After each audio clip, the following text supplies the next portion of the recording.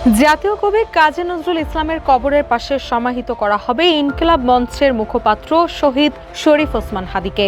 ২০ December বাদ জোহর তার জানাজা অনুষ্ঠিত হওয়ার পর তাকে সমাহিত করা হবে। ১৯ ডিসেম্বর সন্ধ্যায় গণমাধ্যমে পাঠানো এক বিবৃতিতে এ তথ্য জানিয়েছে সংগঠনটি।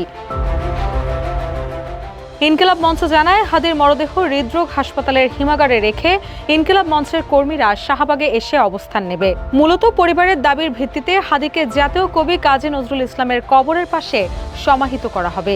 এদিকে আগামীকাল বাদ জোহর রাজধানীর মানিক মিয়া অ্যাভিনিউতে হাদীর জানাজার সিদ্ধান্ত নেওয়া হয়েছে। এর প্রেক্ষিতে আগামীকাল মিছিল সহ হাদীর মরদেহ ঢাকা বিশ্ববিদ্যালয়ের সেন্ট্রাল মসজিদে আনা হবে। সংগঠন থেকে আরো জানানো হয়, ছাত্র জনতা আজ ও আগামীকাল শৃঙ্খলার সঙ্গে আন্দোলন জারি রাখবেন, যেন কোনো গোষ্ঠী অনুপ্রবেশ ঘটিয়ে আন্দোলনকে প্রশ্নবিদ্ধ করতে না পারে এবং সহিংসতা করার সুযোগ না পায় সেদিকে নজর রাখার আহ্বান জানানো হয়। একই সঙ্গে মরদেহ দেখার কোনো সুযোগ থাকবে না। সকলের নিকট শৃঙ্খলা বজায় রাখার এবং শহীদ ওসমান হাদীর জন্য দোয়া পৌঁছে দেওয়ার অনুরোধ করা হচ্ছে।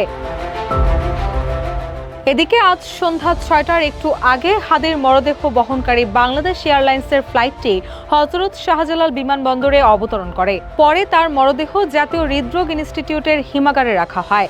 এর আগে আজ বাংলাদেশ সময় দুপুর ২টার পর হাদীর মরদেহ বহনকারী বিমানটি সিঙ্গাপুর ত্যাগ করে। এদিন সকাল ১০টায় সিঙ্গাপুরের আঙ্গুলিয়া মসজিদে তার জানাজা হওয়ার কথা থাকলেও নিরাপত্তার কারণে তা অনুষ্ঠিত হয়নি। রুশা সুর, নিউজ ডেস্ক, ইত্তেফাক।